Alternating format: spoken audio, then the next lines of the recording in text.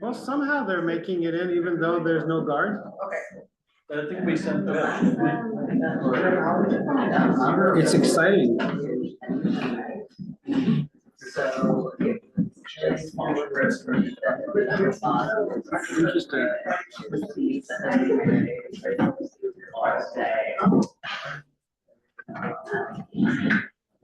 Ay, ay.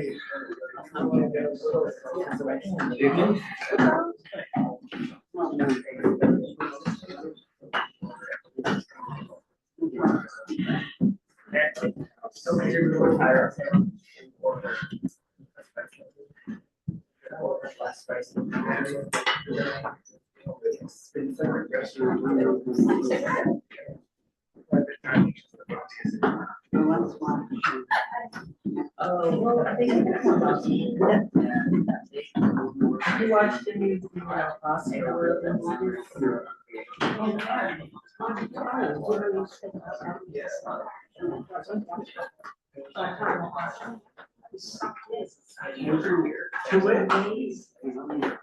From American National. Well, but I didn't hear what it was, yeah. So what? How is Hebrew class? Good. Yeah. Coming along? I think so, you know, I'm trying to supplement it with some Duolingo. Yeah. Things are coming back, some things aren't. Yeah. Yeah. I saw. One step. What was the topic today? Which one? From this book, How is a Song Born? איך שיר נולד, לאט לאט. And אני אוהב שוקולד. This one? All right. Well, the song does. I'm saying the song. It's my, yeah. Somebody online. No, this is my own personal. When you're invited.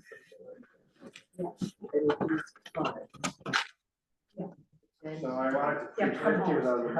I'm actually 500. So I think now that the synagogue is going to go back, or they're going to use it for like. This will come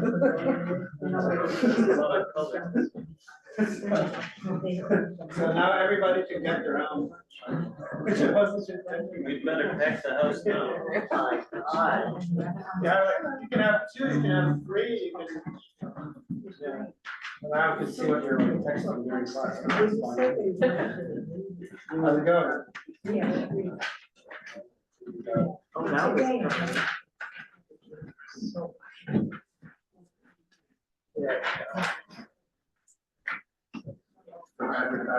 February? Yeah.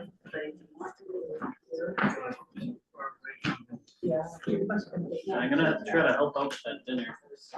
Yeah. Are you gonna be cooking for us? I'm thinking Mexican food. I got a phone number from a Mexican restaurant yesterday. That isn't all that bad, by the way, in Penfield. I want to call them and get a quote. Yeah, I got the details. Yeah. Because I'm thinking if a Jew and an Arab from Israel are coming, they're not going to serve the Middle Eastern food here. We should give them the Mexican food. Who needs the text from yesterday? Please pass it around. Oh. Yeah.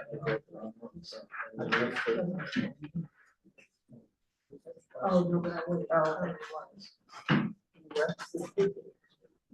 That was not here. Oh. Na na na na na na. That's the song. Na na na na na. You stuck in your head. You know. Where's the Zoom link now?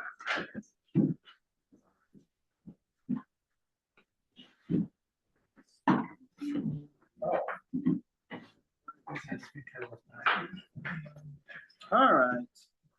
I guess it's 7:15, so we can start. Yeah. How many people got stuck outside in the snow and couldn't get in? A few of them. A few of us? So what did you do? Did you convert to Islam? Yeah. Well, there's a couple of stories that come to mind. One of them is about Hillel. You know, there are two great schools of Tannaitic rabbis about 2,000 years ago, Hillel and Shammai. And generally speaking, we all follow Hillel's school because he was more lenient and pluralistic.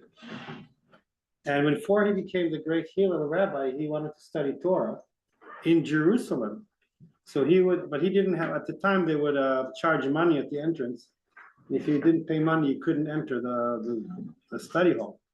So he climbed the roof and listened from the chimney. And one time it was snowing, and it kind of like it snowed all over him and covered him. And the rabbis who were, I guess light was also coming through the chimney, so it became dark, and they were looking up and they saw a frozen person in the attic. And they in the attic, in the chimney, so they climbed the roof and kind of defrosted him and warmed him up. And they saw that this guy was really wanted to study Torah. And from that day onwards, they said that Torah is free for all and anyone can study. They didn't charge, at least not at a fixed price. Just like here at Temple Sinai, we don't, we ask for everybody pay as they can, but it's not if you can't pay, you can still study, right? So that's one story that comes to mind about you trying to study Torah in the snow, and it might be that you will be the next great teachers of Judaism because of your not yet, but we can build one with your donations. So that's question number one that comes to mind. Story number one that comes to mind. The other one is it reminds me of another story from the Talmud where from the Zohar. That's a text maybe we will be studying in the fourth semester, in the late spring this year. There's a hall. There's a sacred hall, like a palace that you want to get into in order to, I don't know what, reach enlightenment or be happy or whatever it is. And the problem is that the hall, the palace is locked. And guess where the key is? It's inside the palace. And the only way to enter, see, that means that I'm right, because it's the only way to get in to the palace is using this key. But the key is inside the palace, and there's no other door. The question is, how can you get in? All right, that's something. This is a promo to our to the next semester, which is going to be called Kabbalah, Meditation, and Transformation. We're going to spend 6 sessions learning Kabbalistic, Zoharistic texts and riddles as such, which would be a source for meditation and transformation, hopefully, as much as we want to transform. Okay? What's that? There's no window. I mean, that would be a good, well, today's text is about a window, so possibly, but in that particular text, there's no window. Yeah, so you can think about that until April, and we'll study it, all right? And you can come up with an answer. Everybody can meditate upon that. So here we are. Welcome to the last class of this mini semester. Who would have thought the time would fly so quickly? And amidst the blizzard and the lizard and all the things that happened to us, here we are. And we gathered here to kind of like for the last session regarding the journeys of the soul. The flyer that I handed in to you is about the event happening February 10th. That's when my very good two friends and successors from Israel, Rabbi Or Zohar and Father Abuna. Abuna means like Abba, it means father in Arabic. Abuna Saba Hajj, who will be traveling all the way from Israel to visit us. And they are doing a very important work of bringing peace and creating dialogue and promoting a shared society between Jews and Arabs in the Galilee region, Israel and beyond. And this is phenomenal considering all the news that we have heard from that area of the world in the past 2 years or past 100 years, depending how you count, or 2,000 years or 5,000 years, right? That there are people there who nonetheless are, building these connections and are invested in believing in a better future for all the people there, and they're actually doing a lot of stuff about it. And this will be a wonderful opportunity to meet them and greet them and talk and ask, and they will be talking and singing. They're both amazing musicians too. And he sings in the Gregorian chant of the Greek Orthodox Church tradition, but in the Arab version, which has like Arab scales. And he sings psalms in Arabic. It's kind of crazy. You should hear it. And she sings very nice as well. So, and they'll be answering our questions, and there'll be also light refreshments. So please please share this information. Bring a friend or a few, and RSVP. There's a link on our website. So we don't know how many people are coming. Okay, so that's about that. And I made 500 copies of this by mistake. So if you have where to hang them, it takes. I pressed 50 and it made 500. I don't know why. Sorry. Either we'll have to throw away the printer or just find another rabbi who doesn't make such mistakes. And there's people in from the board. I shouldn't even be saying that. So 50, 500. What's the difference, right? What's that? Oh yeah. So there. What's that? Yeah, I'll be handing them in, wrapping sandwiches in them, right? So, all right. So speaking of wrapping sandwiches, we're in the last session of Journeys of the Soul. Hopefully, these texts that we've been studying have helped us to be awakened to the possibility that this Kabbalistic tradition, which is part of the Jewish tradition, invites us to acknowledge that there is a part of our human existence that is a divine soul. And it also helps us to awaken to that understanding that this soul is not anything that we're used to think of as ourselves, usually, right? Because it's not our body. And it's not the faculty that governs the body. And it's not our emotions or our thoughts or even our desires or intuitions. It's not our consciousness. It's not our subconsciousness, right? It's not all those faculties. Those would fall under, roughly speaking, nefesh and ruach, right? The other parts that the Kabbalists have explained to us that are also us, right? And these texts, each one from a different direction, is allowing us to say, well, experience that there is also a part of you that is of that divine nature, right? And that the other elements of our being are a throne, a chair, right? In dialogue with it.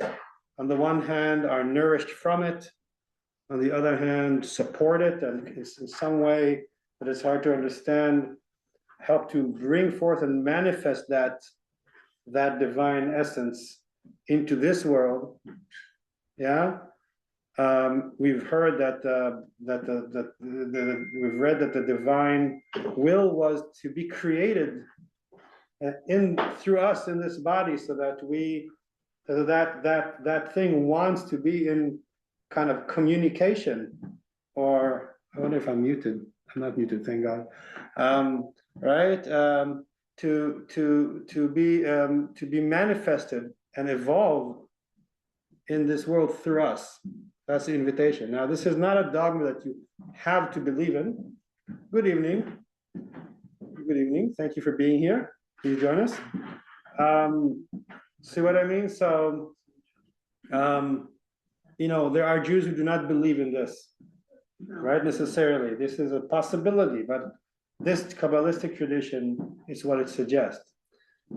It brings to mind the philosophy of Maimonides, who many times is juxtaposed with Kabbalah, because many times people think that Kabbalah was a reaction to Maimonides, or that there's Jewish philosophy and Jewish Kabbalah, and that they're kind of like in a clash. And in some ways they are, but not always, because if I think about Maimonides is one of Maimonides' greatest claims was that you can know God by the negation of attributes. In other words, Negation of what? with negation. In other words, you can only know God through what God is not. Because Maimonides was a philosopher, and he gave great importance to the intellect, right? But his intellectual effort was a spiritual one nonetheless, in the sense that he basically said in the Guide for the Perplexed that the way to know God is by knowing what God is not. In other words, if I really know something very well, like science or any body of knowledge or any human experience or any worldly experience, if I really kind of like learned it to my intellect, to its core, if I got to the butt of it, right, as we speak, then I will know that thing in its entirety. There'll be no mystery there, and then I know that is not God. It is maybe created by God, right? And then I can go deeper, and then knowing God by what it is not. So in a sense, right, by know thyself, right, by knowing ourselves, by knowing the world, said Maimonides, we can awaken to what is the soul. So the Kabbalists wouldn't choose that language because they're more like excited, ecstatic people. Yeah, we can, the divine is here, we can know God, right? But at the same time, they tell us, and I want to get back to that last text that we were in the middle of reading last week, if you were here, right? How they take this verse from Psalms about the daughter of the king whose garments are made with threads of gold, right? And we're asking ourselves, what is this metaphor? What is the gold, right? And we will know from the mathematician in the room that gold is 70 names of God, right? Because 7 times 2 times 5, because of the numeric value of the letters. We know from what we have read that in the word gold, zahav in Hebrew, the Kabbalists drew 3 levels of existence or experience, right? The hey signifying 5, aleph, bet, gimel, daled, hey. So that will be the five components of the soul, so the human existence, right? And then the 7 being the 7 lower emanations of the divine that are manifested in each and every soul. And the bet signifying 2 would be bina and chokhmah, which allude to themselves and the additional highest keter, which isn't even mentioned, which is the abstract divine that isn't manifested, right? So all of a sudden, so Zahav becomes a kind of like a ladder, a connection with rungs, where there is the human element with its 5 levels, and then the 7 of the 3, which are the divine, from the most materialistic to the most abstract, and everything in between, Zahav, right? And then coming back to the metaphor that we spoke a lot about at length last week, what is this Zahav? What are those threads of gold that make the garments of who we are? And we said, what are the garments? The garments, well, go beyond actual garments. The garments it can be my clothes, but it could also be my body. It could also be my behavior, right? My emotions, my thoughts. What of me is not a garment? What is my core that is not a garment? And this is where Kabbalistic thinking can indeed invite us, if we wanted to some radical thinking about ourselves. What in my identity is the core me, which is not a garment? So my religion, my gender, my profession, my family, how many dollars are in my bank account? What is the core thing that makes me who I am, to the point that I say this is not a garment. This is part of who I am, right? And then beyond that, you can see the gold. And we said the gold may not be actual physical gold, right? It could be the same as the light of the name of the book, Zohar, like my last name, which means radiation, not radiance, divine light, right? So this is an invitation to say, how can I get to know that gold, that light, which if I look through the seams, where can I see it? through the seams of a fabric. It's a very interesting metaphor, right? Because the garment seams. This is I got this shirt for $6 at the thrift store. I love it. I recommend the thrift store. Why spend $60 on a shirt where you can buy one for $6? Right? So I don't know where the big restaurants are, but I can tell you where the thrift stores are in Henrietta and other places. So, right? So this lovely shirt that I spent $6 on, you know, very well made, high quality, right? Where you can't see the seams, right? It seems seamless, right? But then there are the seams, and through them comes the gold, right? And we can and can we think about our life and the different fabrics and garments that make it, and where does the light shine? And then on the other hand, if there's just light with no fabric, it doesn't hold, right? Which is why we're here, right? This is the magical connection between our divine source and our human physical existence and everything that's in between. Yeah, and that's kind of like the invitation of these texts, time after time after time, is to be awakened to that possibility that our being here is this amazing encounter between these realms and the exchange between them. I have a question. Are you speaking about like, you know, I'm a mathematician maybe, or I wish I were a mathematician. you know, I can't. whatever, but those can't things to calculate. me What's are exterior. Yeah. They're not, they're clothing. So I'm talking. So Is that what you're, I'm hearing something, I wasn't sure what I was. what I'm saying, what I'm suggesting is that the clothing, and I don't know if you were here last. I think you weren't. That the metaphor of the garments taken from the book of Psalms is, if to be read deeply, is not just about of the daughter of the king, is not just about actual clothing. It's about anything that we are. It could be my profession. It could be my family. It could be my religious identity. It could be my nationality. It can be my whatever it is. Give me more examples. Whatever it is that makes our identity and who we are.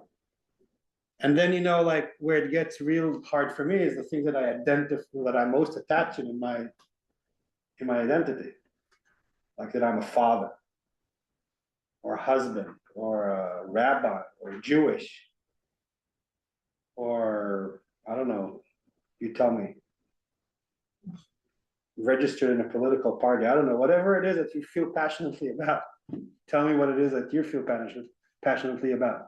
Someone would say that I'm an artist, that I'm a, what's that? No. A helper, that I'm kind, that I'm gentle, that I'm generous, right? What are those things that I deeply identify and attach with? Are those really my core? Are they part of my soul, or is that part of the garments? Well, that's what I was asking, right? So what do you think? Well, I mean, initially I was thinking that's part of the garment. That's sort of what you've attached yourself to in this world, but I don't know. Right, and then maybe it's a way of getting to. Right, so then the art of the thing is that they're not, those attachments, you see, they're not bad, right? Because sometimes if we study Buddhism 101, for example, our sister religion that we like to borrow things from as Judus of sorts, right? Is that, you know, attachment bad, non-attachment good, right? But it's not, it's also in Buddhism, it's not like that. You know, attachment is attachment. Don't get attached to the attachment or to non-attachment. In other words, that is just like the garment exists, right? Everything that we are is there and is wonderful, but maybe the exercise of non-attachment is to remember that there's also that gold, which is not exactly any of those things, but somehow dwells in those things if we remember it. And then the work is to bring that gold and shine through the garment, hold it together, whatever. Yeah. I've been having trouble trying to figure out which picture to have in my mind about this. Is the idea that there are threads of gold, but there are only some of the threads? Are the threads of gold intermingled throughout the garment, or is it a garment of gold? So, great question. Ask the artists in the room to draw one, or ask AI, draw me a, song, verse, the metaphor for the Bible is that the garments is like there's like patches of fabric, and the garments, the threads around them are the seams are gold. Are there other threads? Possibly. What holds who we are? Maybe there's more than just the gold, right? And you can draw the picture as you wish. Because if it was all gold, gold is heavy. Yeah. At that point, the garment is a weight and the soul is light in a sense. Right. If So- it's all gold. If the gold is intermingled, all the glory of the king's daughter, but the king's daughter is not all glory. The glory is a part of the king's daughter. The threads the seams are a part of the garment. Yeah, I think so. I think it's They're part of it. special for their rarity. Yeah, and also again, suggesting that this gold isn't gold. It's light. It's divine light, right? But yeah. So I don't know. You can play with the metaphor however you want, really. Is the Hebrew more clear? What's that? Is the Hebrew more clear with? Mishbetzot zahav levusha from so mishbetzet. So a math notebook that's mishbetzet in modern Hebrew. So it's like there's like patches, and then the lines are like the gold. But if that helps or not, and if sometimes modern Hebrew is a hindrance, because do I know that it means that in ancient? But so that's how I think about it in Hebrew, that there's patches of fabric and the ends are stitched with gold. The stitches are made in gold. Yeah. It's like a patchwork quilt that she's wearing. Mm-hmm. And each patch is some attribute of her personality, which are held together by gold. Possibly. There's another place in the Zohar, which I think I've mentioned here once or in some other class, that when a person dies and goes to heaven, obviously they don't go with this body, because this body, it's like buried or cremated or whatever. They go with a celestial body, right? And what is the celestial body? It's like a quilt that's made of patches, and this is interesting. Listen, each of those patches is a day of that person's life. So right, so basically it's a nice image, right? So that all the days, every day of our life, one's life, becomes one patch of that big astral or whatever, or non-physical body that comes before the king or the queen or whatever, right? And then like you see like days where you like screwed up or like blank and ripped, and days that you were amazing and did good things and helped others, or like filled with, what I mean? It's a nice metaphor, right? Days when you're bored and are just like beige, right? And days where you were like happy, you know what I mean? And so like it's obviously it's a metaphor that invites us to think about each day of our life as something that, yeah. If we're going to use the line in Psalms 45 as an illustration, it doesn't say that the gold shines through the seams.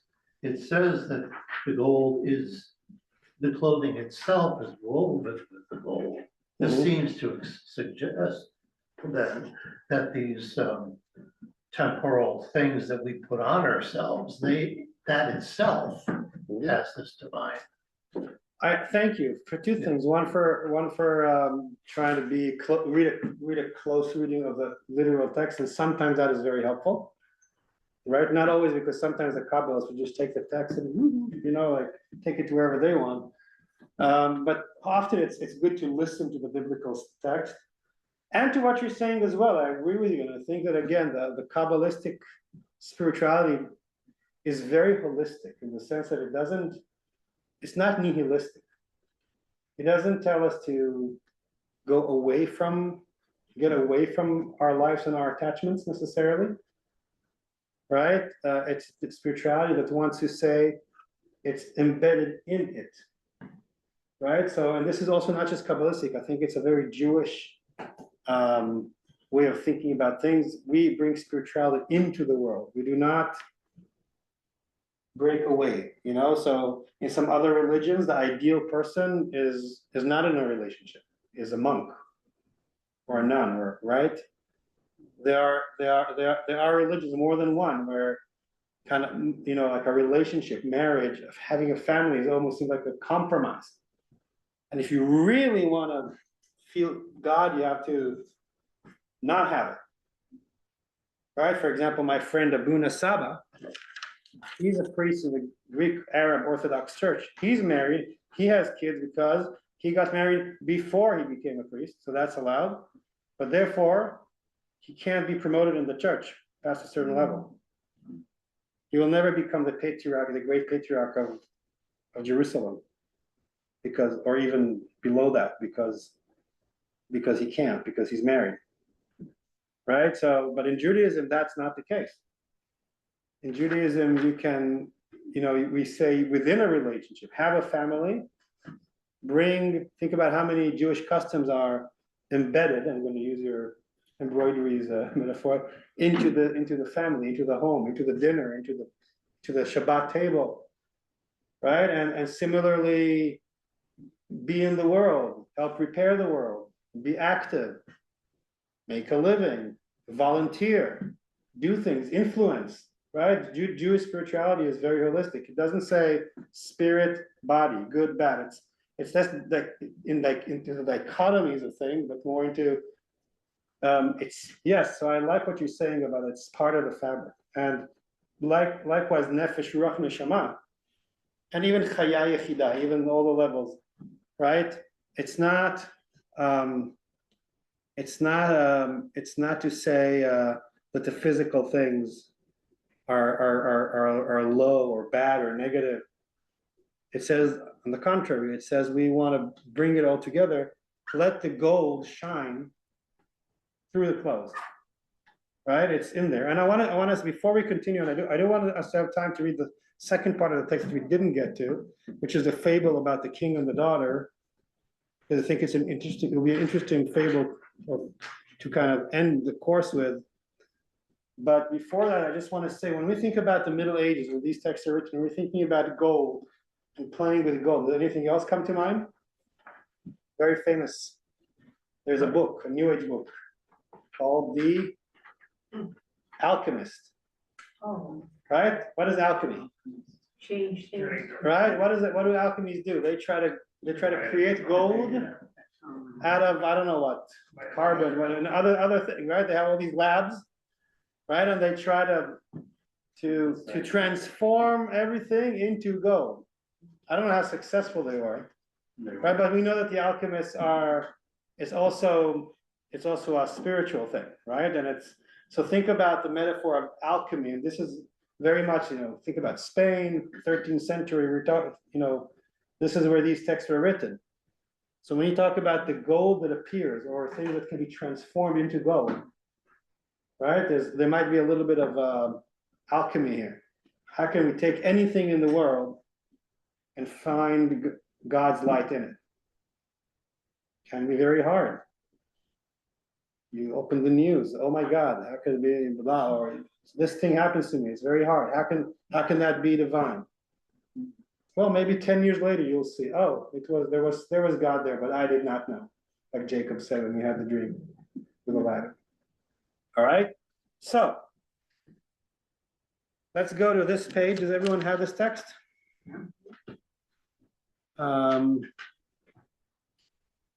Right, so the second part of the text is also here. A parable. To what may this be compared?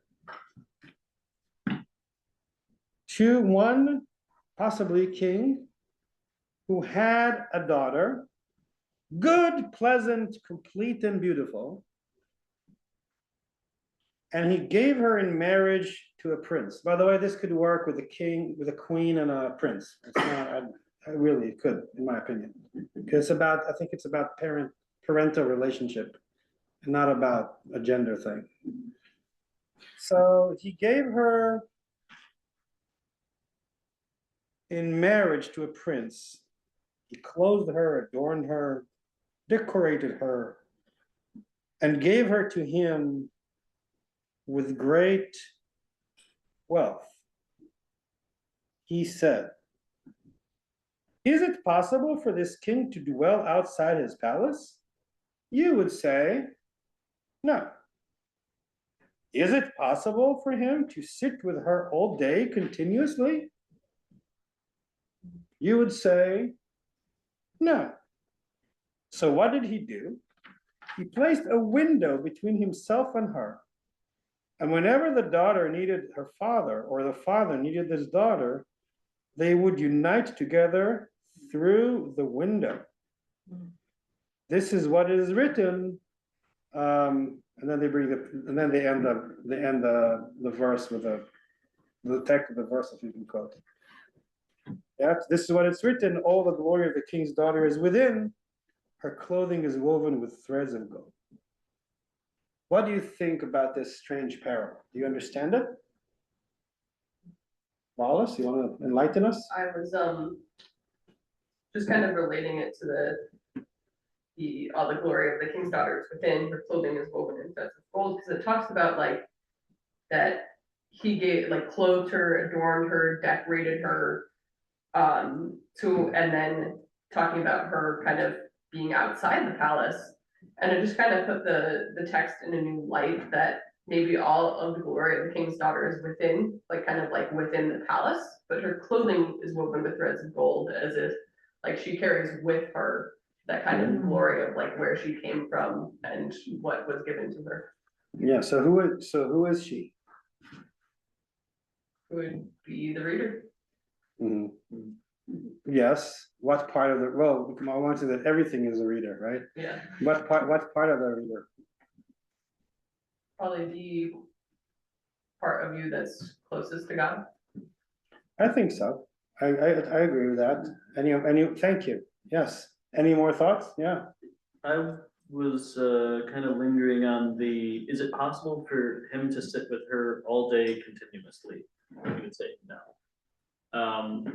That kind of points to, it's not just the part of her that's closest to God, because it's saying there is no human being that walks through life just continuously in like the ecstatic state of being united with the divine. There are going to be times where you're walking around and you're not in that, where, like you said, scrolling through the news and seeing how horrible it is. So it's almost a telling you, like, it's okay. You don't have to, you're not always going to be up close and personal, but you still have, so I kind of take the daughter as the you that's been sent down to here, sent to the earth. You still have these threads, but you're outside the house, I suppose. Right. So, Thank you. Everything you're saying about everything that people are saying is great and wonderful. I just refrain from my custom to immediately respond, and I'm just hearing more voices. So don't think that if I don't respond, it is because I think what you're saying isn't great. I'm just opening it for discussion. Yeah, go ahead. It seems like two extremes. If this were a relationship, you would living far away or up too close. And then you have the mirror in between, so there's space between these two things, these two extremes. What would be the two extremes? Out, not being in the palace, like not living with somebody, and then just like smothering them, you're too close, sitting there all day. Yeah. I mean, those are extremes. Yeah, thank you. Let's just keep hearing each other. Yeah. I think you can be more than one thing. Just because she is married doesn't make her just a wife. She's still his daughter, and she doesn't belong to anybody. She's her own person and can do many things at the same time. So yeah. And then over here and over here, If we go back to the idea of the king possibly representing God and the daughter being, us, or our soul that is enlightened. The not dwelling outside of his palace and not sitting all day continuously, but having a window, to me, it's kind of like you may not always be able to actively feel and experience God's presence with you, but through this window, there is a channel to have that connection still, even if it's not like at all times continuously, like I feel like I am in the presence of God, but having that window to reach out and communicate that way. thank you, and thank you also for bringing our attention to that metaphor of the window. That is very strong, and I have a few more things to say about that. But thank you, but I want to hear more voices. Yeah. Thank you, because we're on the same path a little bit. I was gonna suggest that king being God, giving to the receiver being the daughter. And I want to bring in garments, because I've had a little different thought about that. It can be like filters, where some light gets through, not all light. And there's a path when in this case, daughter and king are aligned, that there is a stronger connection, light flowing both directions, with the parable of the window, the similarity of the window. We were on very similar. Well, great minds think alike, right? Yeah, so that's what my imagination is doing with this right now. Beautiful, thank you. Yes, and then Josh. So I also was thinking about the window. You can see through the window and it's available. When you need it, when you want it, it's available. See through. All right, so we're going to talk, thank you. So we're going to talk a little more about that window. Yes, and then yes. It's interesting, based on all the metaphorical readings are going up to this. It's not just that the father needs the daughter and the daughter needs the father. There's something both ways there. Which is kind of, it's an interesting take if this is the human and the divine. The divine needing the human just as much as. Right, God in Search of Man. There's a book by Abraham Yoshua Heschel from the 20th century, right? It is a very mutual relationship according to this understanding. Yeah.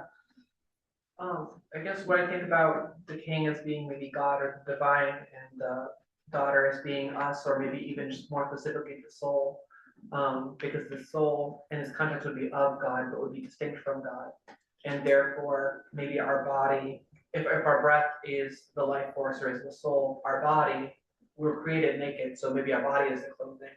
So our physical form is a window with which we can behold maybe God's glory or the divine. So we in ourselves, since God can't inhabit the soul he's created, the only way for the two to see each other is for us to be born onto this plane of existence. More embodied, you mean, or more? Embodied, yeah. So the body is. Yeah, that's very interesting too. So that's something that I'm going to want to ask the class soon. What is the window? But really, what is your window? Like where can we go to this window? Before that, I want to say that everything that you said makes sense to me, and I think is very rich. And it's really interesting to see how a body of human beings kind of reacts collectively to this rich metaphor that's brought to us by a person who lived 800 years ago and wrote us this fable, right? This parable, and now we're trying to connect to it, right? And each person adds their perspective.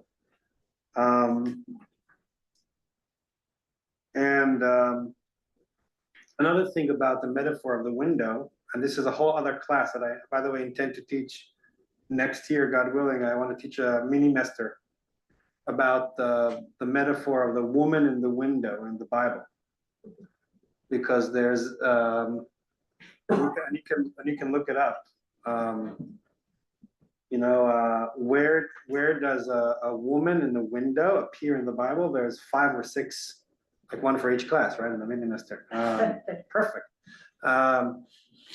Books in the Bible where this depiction of a woman standing in the window. And the question is, why is a woman standing in the window in biblical times? And I'm giving you the promo to that one for next year, is because you know who controls the doors in the ancient world? The men. The men guard the doors. The men guards the gates of the city, the patriarchy.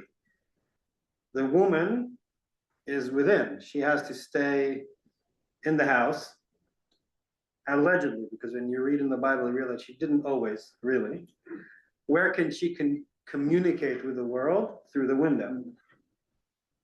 And the window is not, we're thinking about modern windows with see-through glass. Windows back then were a little bit less transparent. It was, right? So the window is like this place where you can be both on the inside looking in or from the outside looking out. Because sometimes her lovers, look in the Song of Songs, she would sneak through the window. So the window goes both ways, right? And it's kind of like a liminal space, a little bit like nowadays, for better and for worse, we can sit in our homes and chat with the rest of the world, right? And it's hard to control. Oh, what is my teenage daughter or son doing in their room, in their phone? You don't know, you don't control that. Patriarchy, right? Or whatever. See what I mean? So it's kind of like the window is a place where other kinds of interaction between the inside world and the outside world can happen, which is why women who are often marginalized, they would be communicating through the world in windows, and it's fascinating. Like, not Kabbalah, but to look through, and I intend to teach that, God willing. Very interesting stuff. It has to do with power dynamics and gender and different things. You'll see when we get there. But so this metaphor, this is like a little segue. But so just to come back to our text, a window is a very interesting metaphor. And I agree with all your interpretation in the room that said, more or less, roughly speaking, the king would be God, right? The daughter would be us, or the soul, that, because it's all us. And if you want, God is us, the prince is us, right? It's interesting to see how this very well-known relationship to us, no matter there's in this room, there are younger people, older people, no matter where we are in the spectrum, and which perspective we're thinking about this is, let's take the gender thing out, this parent-child relationship, right? Which is a very, very human, simple kind of, you know, and this thing that the children will grow and be married to someone else, right? And then this love, mutual love and yearning between the parent and the child, right? But then, you know, your child is no longer living in your house. It's living with someone else, with their significant other, right? And like, you're not wanted there all the time, right? Or nor do you want to be there all the time. You're busy in your own, in other words, kind of like that, you know, and then there's like, and then like you said, you know, that child is both a person of their own with their own relationship in the world, and they're still your child, or I am still that person, you know, wherever you identify yourself in that, wherever you are in life right now, right? And then there's that duality that comes to explain, right? It's the human condition that comes to explain how it is between God and the soul, or God and humans, right? On the one hand, yes, there's mutual yearning. The king, God, can't, you know, God is busy. It has to be in God's palace doing, I don't know, God business and the God things, right? Can't, you know, and then, like you said, it can't be all, right? But then, and the person, and you know, and that daughter is now married, and the prince would be, by the way, what would be the prince? The physical world, right? Or the one that it's married to. Prince, right? So that soul now is married, like it is into this body, into this world, right? So, and they can't be together all the time, but when they miss each other, what do? They create a window, right? And then through that window, and we can talk more about what that window might be too. I mean, it might be different things to different ones of us, but they create a window by which they can come and be present, talk to one another, be with each other through that window. Yeah. I had a thought about the prince in that if, like, looking at the king had a daughter, good, pleasant, complete, and beautiful, that could be the soul that he clothes, prepares, prepare to put into the body or marry to the prince, where the prince is the body and now the soul has this connection to the prince or the body, and that creates a separation between the divine and the Yeah. soul that is now in the body. So there's like holy marriage, right, between the body and the soul. Interesting to think about as marriage. By the way, a lot of Kabbalah talks in the language of the erotic, and it's, by the way, interesting to see, because we usually think about these texts that men wrote them, and it's interesting to see where they place the gender thing, because if according to this, the man who wrote this allegedly, right, views the outside world as masculine, a prince, right, but the kind of the inner one, the soul, as feminine, right? It's interesting. It's like you can play with those gender things, and in the end, I think it also doesn't matter because you can reverse it, right? But And but- they do flip it, sometimes the masculine Right. is what's considered internal and the feminine external, yeah. right, so you can play with those. And by the way, I've said that, but let's see if anyone is listening. This kind of symbolism, it's not just in medieval time Kabbalah. We Reformed Jews practice this ceremony every week in one of our prayers that we do here at Temple Sinai. Do you know which one? Lechadodi. What is this thing that the Jews say? Lechadodi, Dod is the groom. L'kirat kala, towards your bride, and we rise and we turn to the other side and we bow.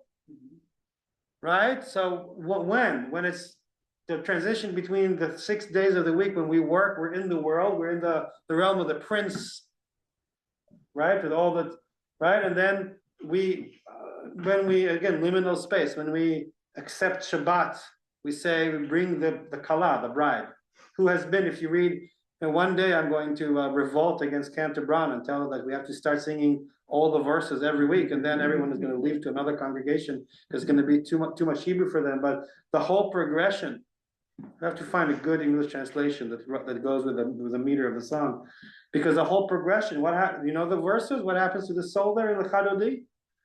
She is in the dust. She is in the valley of tears, because all week we were working. We were busy, right? So the soul has not. And then slowly she awakens and she remembers who she is. And the prince or the groom, right, is being awakened. And is it the king that we sing to, or our it's like you can think about it on all levels, but it's kind of like the awakening of that bride, right, to remember who she really is. Oh, you're a princess, you're the daughter of the king, you have a divine source. Now it's Shabbat. Be in your right, and all the Jews sing it, and not all of them know this. Believe me, oh me. They make a little survey. Ask your wife from the religious practice committee to make a survey, right? How many people in Temple Sinai understand what are we doing every Friday night if we bother to come to services, right? We do a Kabbalistic ritual with all our modernity and with all our reform that has, really threw away, for better and for worse, a lot of the old stuff from the tradition. That thing, not only have we kept, we've made that into our main ritual of the week. For some, it's the only ritual that they do throughout the whole week. It connects them to Judaism, if at all. Right? And lo and behold, it's a Kabbalistic ritual of an erotic, masculine, feminine symbolism that goes back to this tradition, but who knows, right? Oh, but now you know. You'll never think about it the same, right? When you come and you say, turn to the door and bow. It's a window. It's a communal ritual of creating a window that we make every week. Now, what is this window? Now, for real, I'm asking. Right? What would be this window? Let's say that now we have to teach a class of other people, right? We're all the teachers now. And we have to teach other people about how to create a window in your life in one's life, right? That helps to maintain a connection between, the soul and the divine. As we are married to this world, but the soul misses her father or her mother or whatever, right? Or its mother or whatever, right? And wants to connect with the divine parent. What other rituals do you know of, or what directions, or how to understand this window? What techniques, what practices do we commonly know about, right? That help us have this window open, clear, maybe not too open. Still want to be here for a while, right? Like you said. Yeah, what's the study meditation? Meditation, right? That's whatever that means, right? Meditate, right? Meditation, yes. What other windows do you know? Yeah. Well, it's gonna be very individual, whatever brings you closer, whether that is study or meditation or communal prayer and togetherness. So we're broadening the menu here a little bit. Yeah. Mitzvot, commandments. You know that some say a Hasidic interpretation of the word mitzvah, commandment in Hebrew, is mitzvah is close to the Hebrew word tzevet, which means team. What? Team, T-E-A-M, team, Oh, that kind of. not team. So when you're doing a mitzvah, it's like you're teaming up with God. It's something that you do in the world, but you bring God into this. But yes, and there's different kinds of mitzvot, right? So which ones would work best for us, or which ones do not work?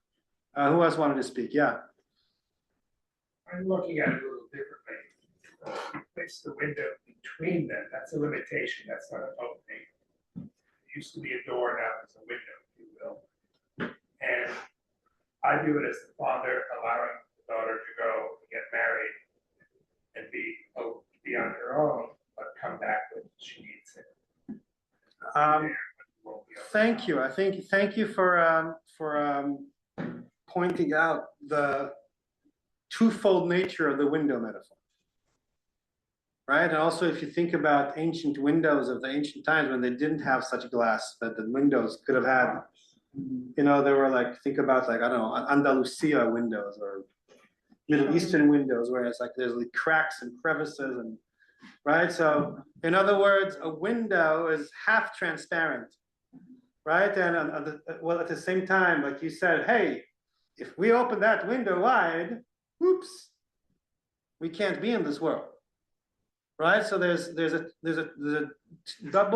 twofold nature here, double fold, right? There's a dichotomy in the window metaphor. On the one hand, and thank you for pointing it out. On the one hand, we want to make sure, according to this idea, right, that we do have a window in our life that allows us to connect, to be schematic, our soul with its divine source.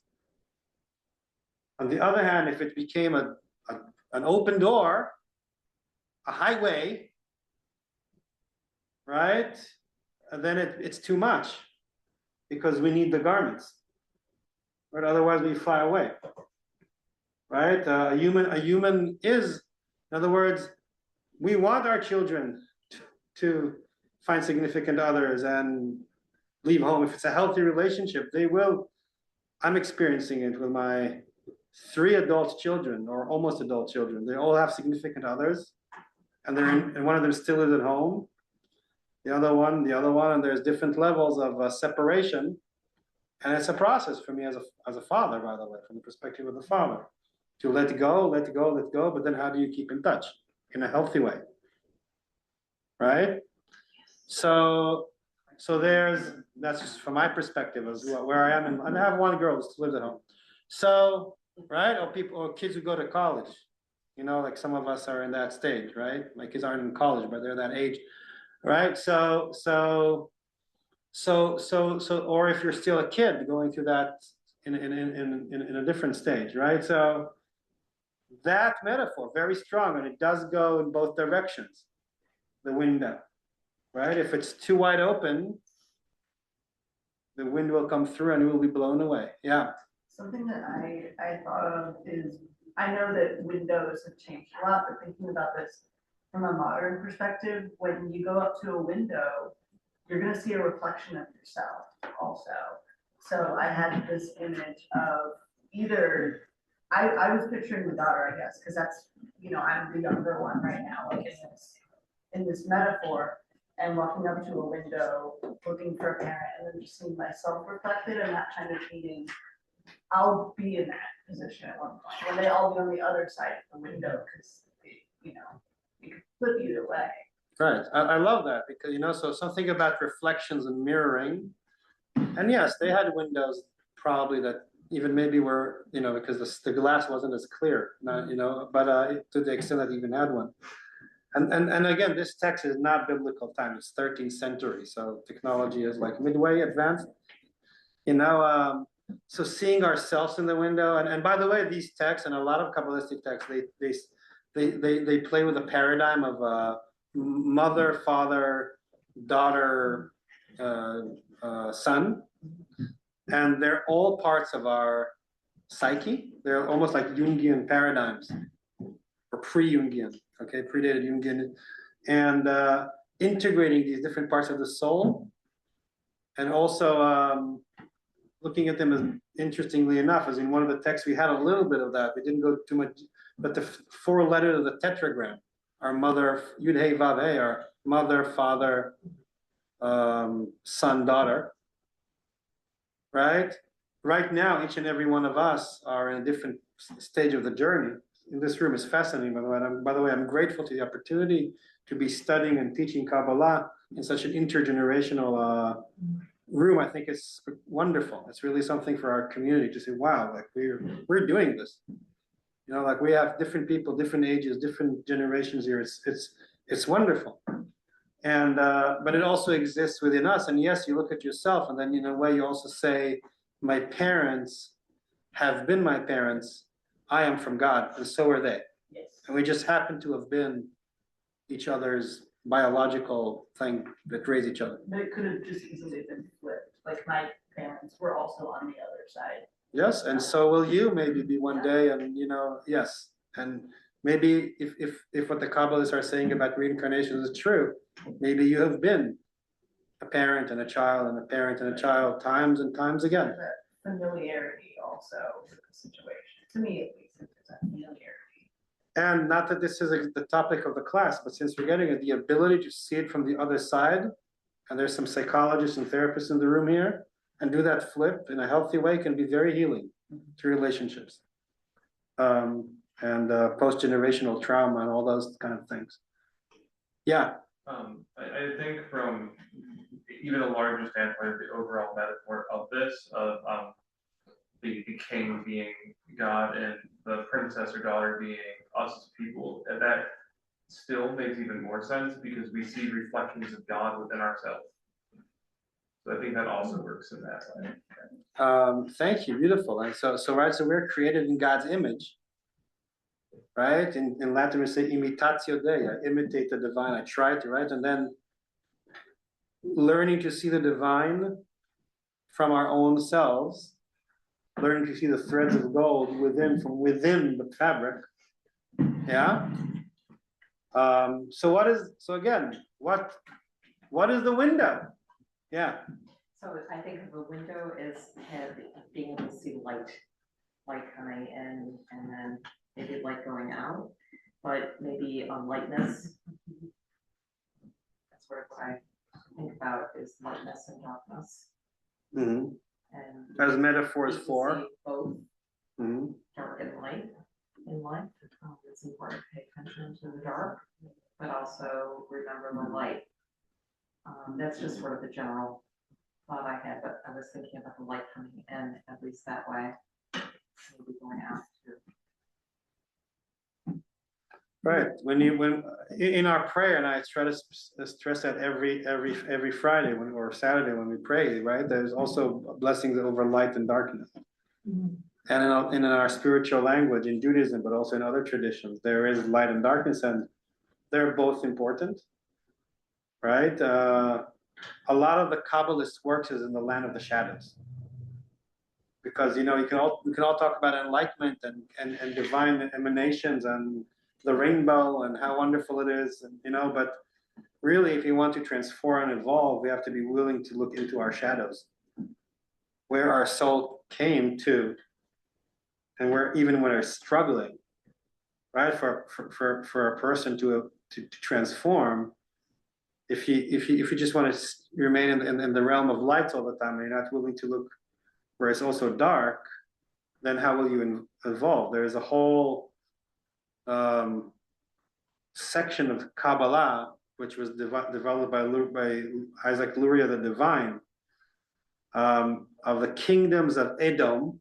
There's a verse in the book of Genesis about these are the kings of Edom who have ruled at the time of Abraham, after Sarah died, and it's almost like a random, insignificant verse in Genesis. Oh, by the way, these are the kings of Edom who have ruled, and then they give a list of the names of the king of Edom, which is the kingdom adjacent to Israel. It's like the neighbor's kingdom. It's not even clear why it's even mentioned, like in Genesis. It's like not a very significant section. But then Rabbi Isaac Luria the Divine and his students had a wonderful interpretation. They're saying the kingdoms of Edom, the kingdom of Edom, and the kings who have ruled there. This is a whole other mini master that we can learn some other time. The kings of Edom are the divine spheres that cracked and were damaged, and the kingdom of Edom is the kingdom of the shadows of the broken, shattered divine realm in which we live. And then each one of the kings of Edom, they elaborate as they take one of those 10 divine emanations and describe how they were shattered and what is the discrepancy and what is the shadow aspect of that divine realm, and in order to, and then what you need to do in order to transform, you have to identify that in your life and do the work, right? So there's a lot of light and shadow. Yeah, you know, I mean, I'm thinking about in Hiroshima, they have, you know. Hiroshima? Yeah, in Hiroshima, they have a building that was the destruction during, atomic bomb. Their, last year, and then, you know, in Berlin, they have, you know, a building as well to make sure that they preserve these buildings so you can see, you don't forget just the physical structure of it. So sometimes out of destruction and great tragedy, right? The gold can be seen through the threads, right? And sometimes a garment has to tear, right? Except for this shirt of mine that I hope will not, right? Another possible window, when you were talking about lightness, I was thinking also about lightness as opposed to seriousness, right? Because done correctly, humor can be a window, right? Not everything has to be so, right? There are different windows. What more can you teach us? Not us, the next class. It's gonna come after us about windows. Yeah. I was thinking when you were asking what is the window, what came to me was the eyes are the window of the soul. Anyway, I looked at that on Google here, and it says a person's eyes reveal their true emotions, inner thoughts, and character. The biblical verses, it may have come from that regarding the eye is the lamp of the body. The phrase implies that true feelings such as joy or sadness are reflected in the gaze. So there's something about windows mean you're seeing something, and everybody talks about that. Whether you're seeing yourself, or you're seeing God, you're seeing child. Yeah, and often I think when you speak about eyes and seeing, it actually means the mind's eye, right? Because it can be our physical eyes, but hey, what if I don't have eyesight? Right. What if I'm blind? But right, but a lot of the time we're saying, oh, I see, right? But what I actually mean is I understand, right? So it could be my mind's eye which can either be looking at the world outside, but could also be looking within and learning to see and know and understand, right? The window. So what is, again, yeah, so the window of the soul, right? And I like what you're saying also because a lot of it can be in the encounter between us and others, right? The place where we can learn to know the divine. And that's also a very Jewish way to think about it. If you think about Martin Buber, I and thou, you know, it's a lot, it's very relational. In other words, and all this is also very relational, right? So sometimes we draw within to know God, but sometimes we can also get to know the divine through the relationships that we have in the world out around us, where community comes in, relationships come important. Being out in the world. Yes. I think a window can be shared between any two people also. It's an exclusive personal portal to each other's minds. Right, so what you're teaching us, Frank, is that wherever there's a human encounter, like imagine if every time we met a person or spoke to a person, we say, oh, this encounter is a divine window through which we can, you know, learn to know the, you know, God through our small talk. You know what I mean? There's if we really live that, it's also hard in relationships to maintain that level of openness, transparency, awareness, consciousness. Maybe impossible all the time, but right, but remembering that it's not only I who's created in God's image, it's also the other person I'm talking to. Right? I'm just gonna say that while it's true that you can't stay in an exalted state, we're human, you can do it for a while, but you can't stay there, because yes, you have to do things in the world, and you can't sustain that level all day long. But you can try to find some amount of time, some amount of space to find it, to seek the window. I mean, having a Friday night service or a Saturday service, that's one way of doing it. But you can do it during your day. I mean, it can be 5 minutes of meditation or breathing or something. And if you make time for it, you'll find the window for sure. Right. So also actually, so window can also mean literally a window of time. In other words, allocating time in your week, in your day for a practice or something that is, now I'm window cleaning. Right? Don't talk to me. I'm cleaning my window now. Right? Maybe I need to open it a little bit. Maybe I need to close it. Right? It's window maintenance time. Make sure, right? Wax on, wax off. Make sure you create a time in your day. And you know, classically Jews don't pray once a week. Classically Jews pray how many times a week? A day? 3 times. 3 times a day, actually. And on Saturday 4 times, and on holidays 4 times, and on Yom Kippur 5 times. But I'll get to you in a second, but maybe, but hopefully, give a window for you, you know? So actually creating times, whether it's traditional Jewish prayer or some kind of other meditation, yoga, playing music, reading a book, walking in nature. Hasidic Jews in Ashkenaz, in Germany in the 12th century, they would roll in the snow, naked. Oh, fun. Yeah, there was a practice that they did. I went skiing yesterday, but I wasn't naked. Thank God. That would be weird. Probably get arrested. Or freeze to death first. You know, yes. So whatever it is, not just on Friday or Saturday. Saturday, by the way, is a huge window. This is what basically, right? The Bible said, you know, the Torah gave to humanity. You got to rest once a week. Make a 7th of your life a window, a day of spirituality. Right? But and then there's a saying in Judaism that a person must say 100 blessings every day. There should be 100 moments in a day. When you eat, when you sleep, where you make a little window, and a little window, and a little window. right? So there's countless amount of windows. They could be a whole workshop or just a moment of stopping and breathing and saying, ah, it's a beautiful tree, let's move on, right? Different kinds of windows, yeah. I was gonna say, with you mentioning Uber and how every encounter with another person is an opportunity to experience that divine, I kind of wanted to wrap it back to, you were asking where are the windows, and someone said these collective prayer opportunities, like praying with the community.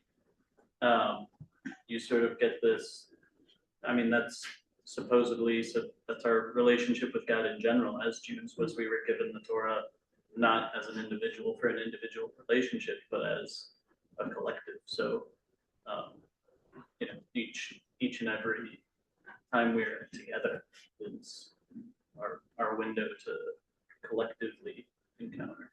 Right, so and so I, you know, so there's ways to do it alone, and there are, and I think that a lot of these things in the end, we each have our own little garden to tend, right? And we each have a palace and a prince and a daughter and a king to, in our own realm, to nurture and to learn how to, right, to learn how to deal with. And we each have responsible for our own soul and our own physical existence. But then there's also the aspect when, hey, why do it alone? Right? When we're in a community. And I think that's to a sense what is it we're trying to build here together also, right? That there's a space, like where can you go and talk about this stuff? Is that right? Is that where the rabbi fits in? I mean, where's the rabbi today? The rabbi is the one who you know, sets up the Zoom and hands in the flyers and make sure that there's something to teach, right? But so are you a window? You know, I'm not a window any more than anyone else, really. Ask my wife; she'll tell you about that window. But she's like, you're a window. I was like, but you know, I really, so you know, so there would be a tendency sometimes to like say there's like a teacher character or someone who is, like in Reform Judaism, we don't believe in that sense. I mean, a rabbi literally means a teacher, but I really believe that we're all each other's teachers in this. And part of what I know about this stuff is because I've been teaching these classes for a while, and then I learned from the students, and I repeat it in other classes, right? So really, seriously, it's communal learning. Yeah, rabbi, I think part of my like when I'm in my work, but I struggle like any other person, is sometimes by the way, one of the biggest challenges of my work, because it tends to be overwhelming because there's always stuff to do. You know, this is a body of 1,500 people, 2,000 people almost. There's always be someone needing something or some project or some crisis or something, right? But how to even keep my own windows, or how to make sure that I have the time to kind of think about even Temple Sinai and say, what kind of window opportunities do we need to create? Which thing that we used to think that where our windows no longer serve us, that we need to change? How can we improve? And I think I don't think that a rabbi, personally, from my perspective, I'm just a person like anyone else, and you know, I like everyone else. I was put here. I have a body. I live in the world. I'm working on my windows, right? We should start a window cleaning company or something. We'll all be like, you know, going down not that there's so many skyscrapers in Rochester, really. We'll go out of the job. You know, we'll go bankrupt. But I think it's more of we really are all each other's teachers, and sometimes I'm a teacher and sometimes I'm a student. You know, I actually now re-enrolled, but I just did a yoga course, actually to become a yoga instructor, but it's a basic level because I wanted to be a student of that. And then when I'm done with, you know, after I've learned yoga, I'll go learn something else, because every time I think we need to keep evolving and learning. right? So everybody has, I think everybody, and I really mean that, I think that everybody can be a teacher to somebody else. Because we have, each and every one of us has some windows that are open, that to us are obvious and easy. Like Josh knows math, I don't, right? Everybody has a window that's open and accessible to us because that's who we are. That is a struggle to somebody else. And you can give it easily with love and without any effort. And then each and every one of us has, because of who we are and our upbringing and whatnot, that we struggle and somebody else can be a teacher to us, right? And then we can be generous to one another and also humble. I really believe that it's not just me or somebody else who has access to these things.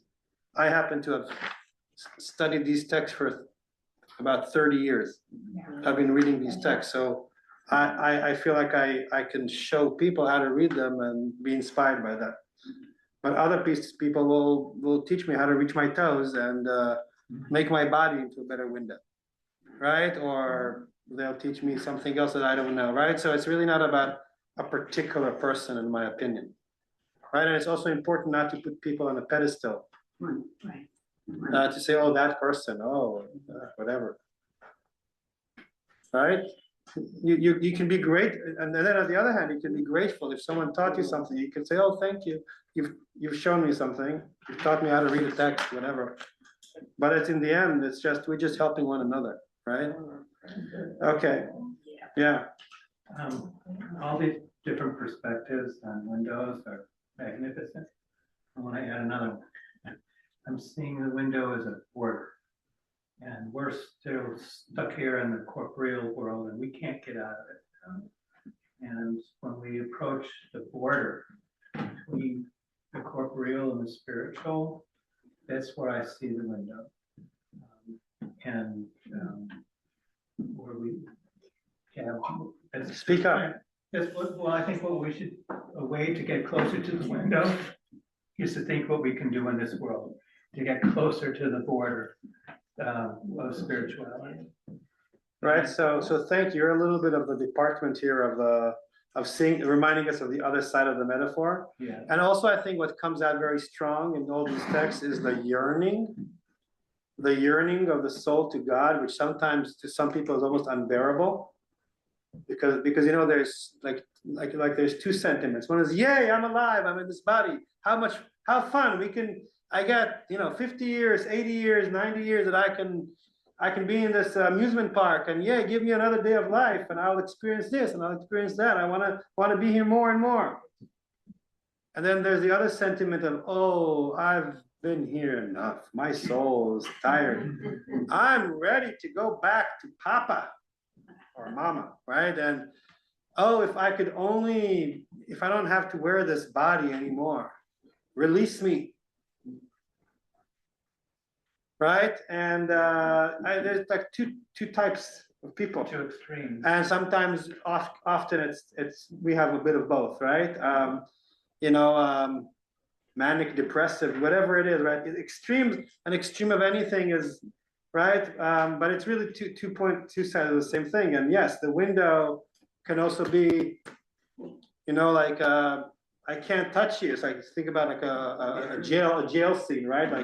Like they put their hand on right? I can only touch you through the window, but I can't really be with you. Like George Harrison sang, right?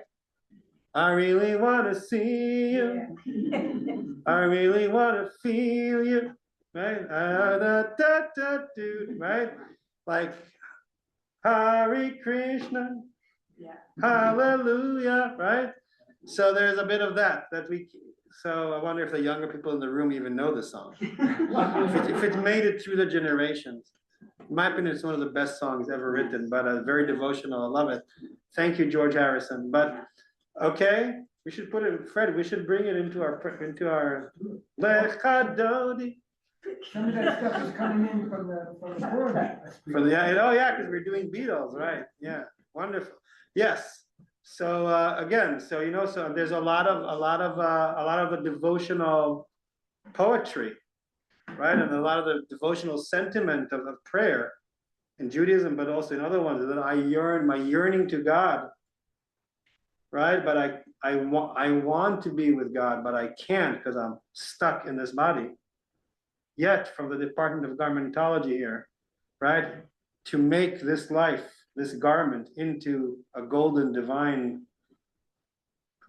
you know, what's that? Kli. In Hebrew, you're saying, Yeah. right? To make a kli, the vessel, to bring the light in this mud house that we're in, right? That is the challenge, and that is the paradox that these texts are talking about. And if you're feeling it from any direction, then you're feeling it, and you've understood the text. All right, so okay, we can talk about this forever and ever. Again, these texts, they always start with some verse, with some metaphor. So they always start somewhere, but they all lead to the same place. Each and every page in the Zohar teach the same lesson. It's just reaching it from another place, but it always wants to bring it home and always to remind us and awaken us. These texts, why I like them, is because I find them transformational. Because, and maybe if you survive this semester, God bless you, right? Then maybe you're a little bit, you like this drug, in other words, right? It's amazing. We did not smoke anything. We do not drink anything. We do not inject anything. We're not even doing yoga or breathing. We're reading a weird text that was written 800 years ago through a translation, and somehow we exit the room slightly different than how we've entered it. If you feel that, you share with me something that I've understood years ago, that these texts are a portal. That's why Jews love Kabbalah, okay? Not just Jews, by the way, people. That's the secret. There is a radiation in these texts, in my opinion, that it goes beyond the literal meaning, or like something is created when you study these texts and you go home and say, oh, I felt something. Take that with you. Explore it. It's a window. All right? So I don't know if you've more learned about the soul that you were when you got here, but maybe at least we had some fun, right? And thank you all for participating. We couldn't do it without each and every one of you, right? It's the group that makes the group, not the teacher. Not the teacher alone, at least, right? Well, I contributed, but it's the group. Without a group, who would I teach, right? So thank you for bringing yourself and your presence and your minds and your hearts and body and soul to this. So this adult ed, who's Ed, right? This adult ed is going now on a kind of a winter break. I think we're reconvening on March something, 11th. So what's happening next semester, God willing, is that there's going to be 3 sessions about indigenous Native American spirituality and culture. Again, very important to learn about neighboring cultures, especially ones who are actually the ones who are indigenous to this land. We're guests here, right? And then there'll be 3 sessions, so 3 and 3, about Far Eastern religion. What? What's that? Far Eastern religion, like India, China, right? So that'll be 2 different teachers. The first one is Trish, I forget her last name. She's Native American, and she will teach us about her own culture. And the other one is Professor, I think Michael Douglas, but that's an actor, Douglas Brooke from U of R, who's an excellent, amazing teacher of Far Eastern religion. Very profound person. I attended some of his classes. So it's a wonderful opportunity to expand our horizons. Please enroll through the website. And then I'll be coming back on the 4th semester with 6 lectures, mini-master, about Kabbalah, meditation, and transformation. So that'll be a whole other opportunity for us to basically do the same thing.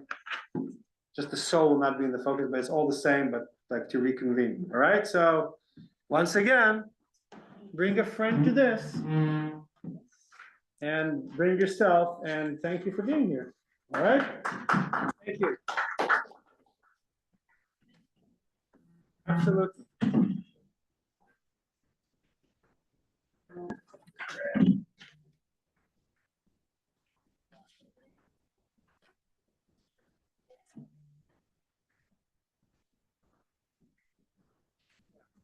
Take one. Share with a friend. Enroll through the website. RSVP. Shoot me an email about the cable. Yeah, so he actually sent me a. Also,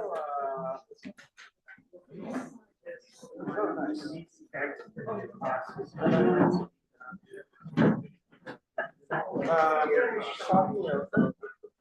used to work there.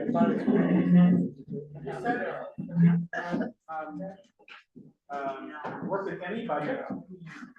So talk to your dad.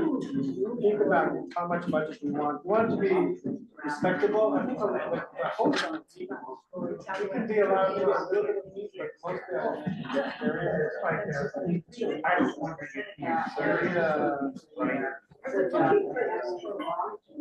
just a second.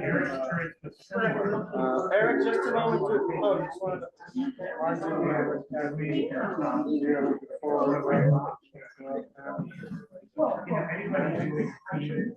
Hey, Mauricio, not there.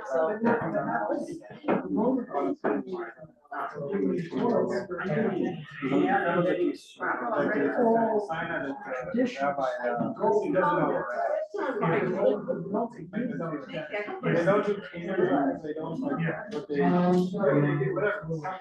Right. So it doesn't have to be this one, but I know that will help.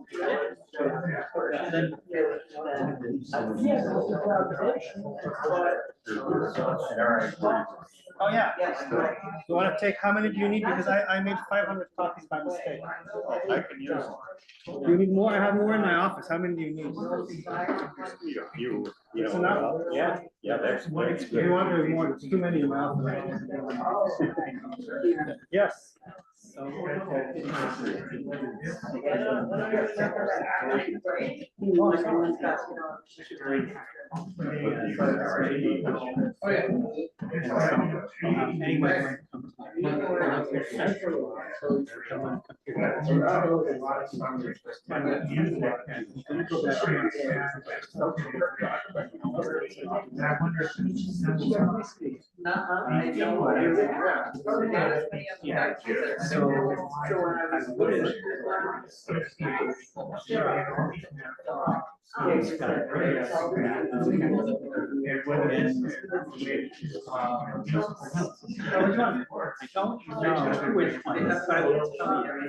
send him my regards.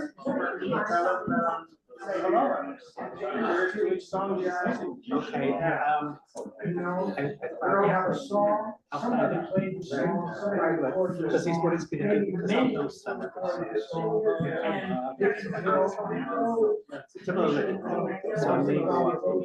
No, I feel bad all the time. Probably. I don't know. Oh, great. Thank you. That music lives on. Yes. Thank you.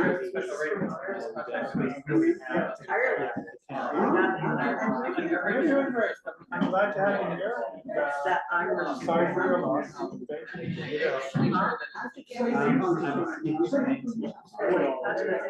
No, I know she's doing great.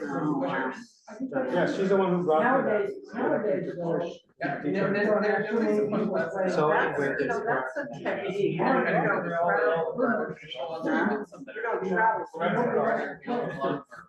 So you can safe travels to way back, buy a suitcase, and meanwhile you carry it in your car and stuff. And that way you don't have drivers coming over. Right, so like a lot of places like that. Yeah.